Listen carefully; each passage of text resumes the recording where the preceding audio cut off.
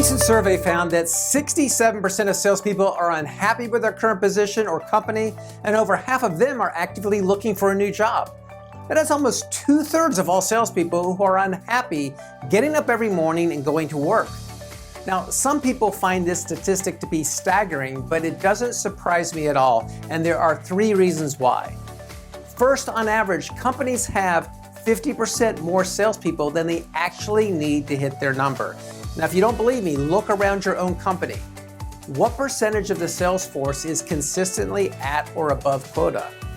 Now, the fact is that companies knowingly hire more salespeople than they actually need because it's just easier to manage the business. They don't have the time or talent or resources to adequately develop the salespeople that they have, so they hire more than they need, knowing that most will not make their number, but will sell something that will contribute to the whole. Because a $100,000 sale by someone who is 35% of quota is no different than a $100,000 sale by someone who is 235% of quota. So when you hear people talk about sales being a numbers game, this is what they're talking about. Get the reps to produce as much activity as possible and generate as many proposals as possible, and some will stick, but the majority won't. So obviously with this approach to managing the sales organization, you are going to have many more unsuccessful and unhappy salespeople than those who are fulfilled in their roles and making the income that they want to achieve. Now, the second reason I'm not surprised is this. Almost all of the salespeople who are not making their number consistently and are unhappy in their current role are not doing anything outside of what their company provides to improve. 87% of all salespeople are not reading books on sales improvement. They're not enrolling in programs to improve their skills and proficiencies. They are not seeking the advice and knowledge of others who can help them to grow. They're just showing up every day, doing the same prospecting activities, following the same process, and waiting for more training and guidance from their manager or company. 87% of them are not taking any personal responsibility for their success. Now, elite salespeople, the ultra high performers, know that to be self-made, you need to be self-taught. They don't wait for anyone or rely solely on their company to provide them with the knowledge and resources they need to improve. They proactively seek out and support and make it a priority to constantly learn and improve. And the third reason why I'm not surprised that there are so many salespeople that are unhappy in their current role plays a little bit into the second reason, and it's this. They are doing nothing to distinguish themselves to potential employers. Now, if you happen to be in this group of salespeople who is either actively looking or thinking of looking for a new role, I've got some great news for you. There is a tremendous shortage of good salespeople and a huge shortage of great salespeople. And I don't care if a company isn't actively looking or you don't see the job you want on Indeed. Every company in the world will make room for good salespeople, I promise you. I get calls and emails every single week from executives at companies across all industries who are looking for good salespeople. It doesn't matter how well they're doing financially as a company, they all need good salespeople. But with this huge potential pool of candidates out there, why are so few of them being hired and so many salespeople just settling for another job? Well, the reason is what I said earlier. Almost all of these salespeople who are actively looking for a new position are doing nothing to distinguish themselves. They're just throwing out resumes and hoping they will get an interview, and if they do, they are killing their chances for getting hired from the moment they open their mouths. Now, unfortunately, this is why so many salespeople aren't successful in sales, because this is the same approach that they use when meeting with prospects and customers. So that's good news for you because you can quickly distinguish yourself from everyone else with just a little effort, and here's how. Let's talk first about how companies actually decide who they want to interview and then how they decide whether or not to give someone an offer. So from a base level, when you're looking to make a career change in sales, You have a sales opportunity and your product is you, and your target buyer is the sales leader who has the power and authority to make hiring decisions on the spot if they wanted to. And yes, there is always someone within an organization who can make a sales hiring decision on the spot. It doesn't matter what the official HR process may be. HR doesn't make hiring decisions. They just implement the hiring decisions that have been made. So what characteristics would a sales leader be looking for in a strong salesperson? And think about it this way. Imagine that you had a group of sales leaders from different companies all sitting in a bar and having drinks and talking about their best salespeople. Now, what do you think they'd be saying? Well, I'll tell you exactly what they'd be saying. I never have to worry about what Michael is doing. He's always on top of all of his deals. He researches everything and is always in control of the buying and decision process. He only works with the people who have the authority and power to make decisions, and his close rates are 3 to 5 times higher than everyone else. He is proactive in dealing with problems. He rarely needs my support, and when he does, I drop everything because I know it will help him and me win business. He is totally outcome focused because he sets short and long-term goals. He lets me know what those goals are, and then he drives himself to achieve them. He has a tremendous work ethic and is confident in his abilities, but he's also humble enough, and he'll be the first to admit when he doesn't know something or he screwed up. He has high emotional intelligence and is an expert at managing his emotions and those around him to achieve positive outcomes. And he is a master at maximizing his comp plan. I wish I had 100 more of him because my life would be 10 times better. That's what all of them would be saying about their top people. And even if they had a full sales force, they would make room for all the Michaels they could get their hands on and convince to come work for them.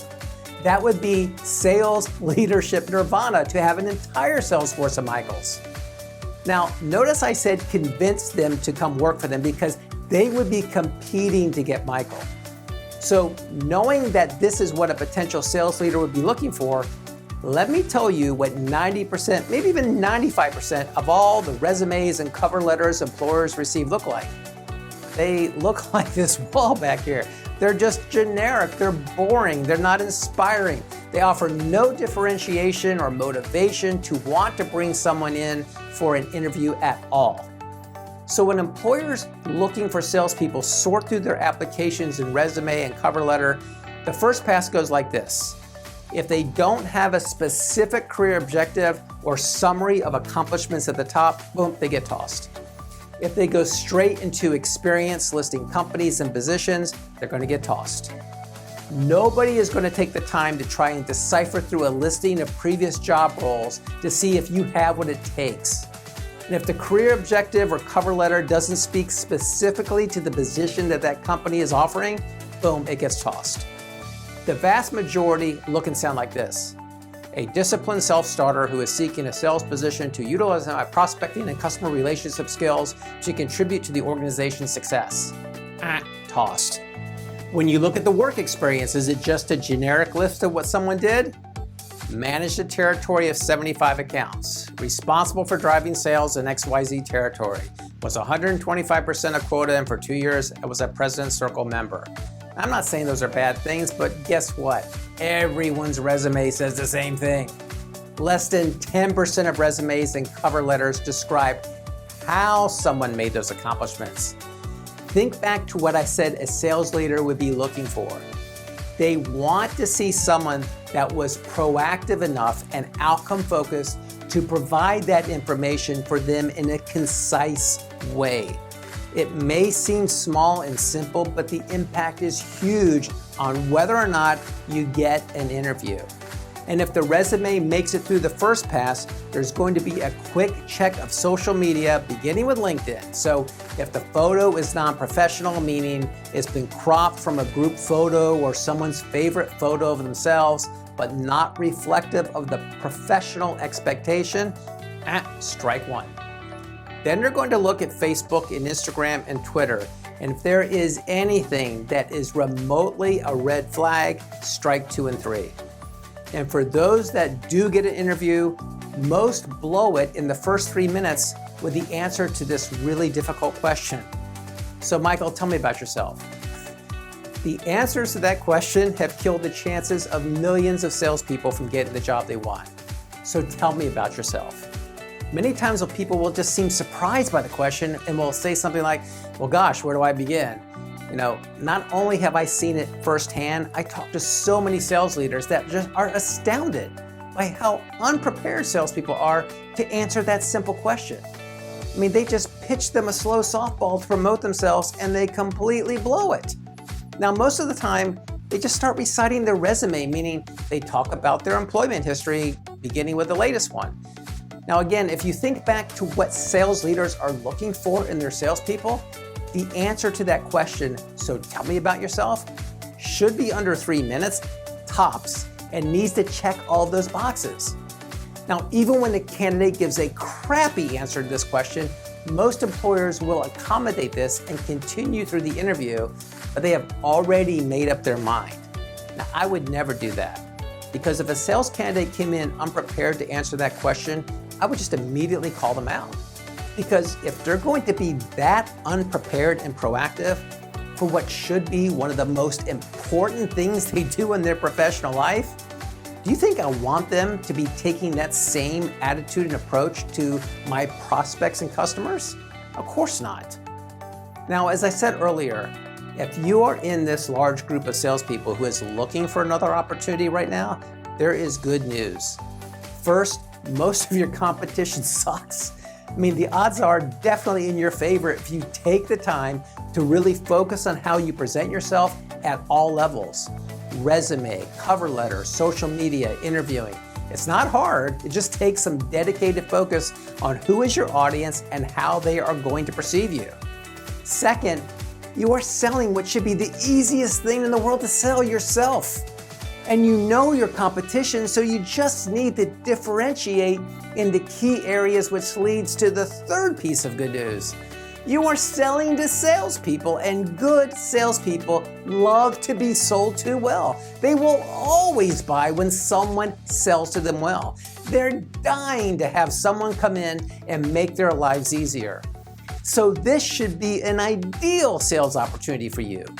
You know your product and solution better than anyone else. You know your competition, you know your audience and their decision criteria. You have direct access to power and authority.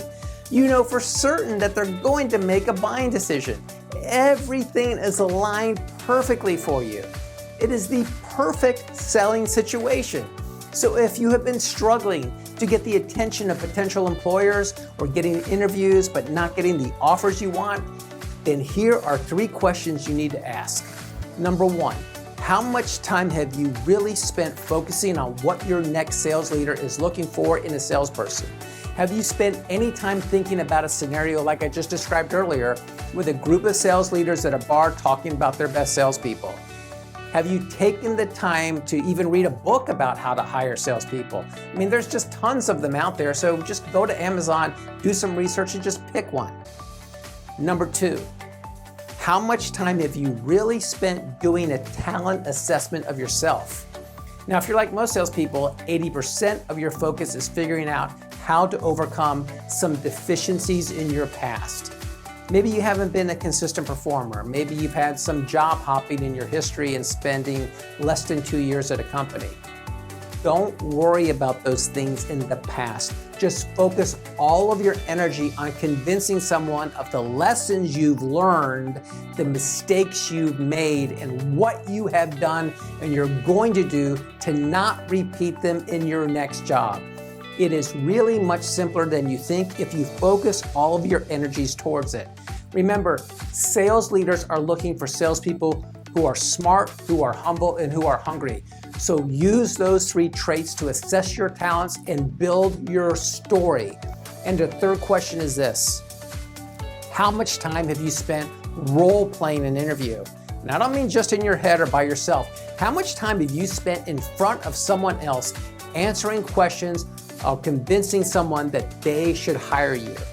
If your answer is like most salespeople, it's 0. Now that's okay because that's in the past. The good news is that neither have your competitors. So make that your number one priority. It's easy to do, maybe uncomfortable, but easy, and you will catapult your level of confidence and become someone that sales leaders will want to hire. And if you want some help in getting yourself prepared for this process, then check out my new program called Personal Branding. Now, this is a groundbreaking program designed specifically for salespeople at all levels, regardless of experience or background or previous success, to position themselves to get their next ideal sales job. Whether it be a promotion within their own company, a better territory, a position with a new company, or even a sales position in a brand new industry, personal branding will help you get there. It is a comprehensive program that covers everything you need, from the basics on creating resumes and cover letters that get attention, how to establish a LinkedIn profile that supports your next role, how to prepare for the toughest interviews you will ever face, and how to tell your story in a way that will make employers want to hire you. I am really excited about this program. It's been 5 years in the making, and it can be a game changer for you. I put some information about the program in the link below, so just go check it out when you get some time. But regardless of what you think may be a negative in your past, that is nothing but fear and self-doubt in your head. And fear is nothing more than a story, and you can absolutely change the story and change your life.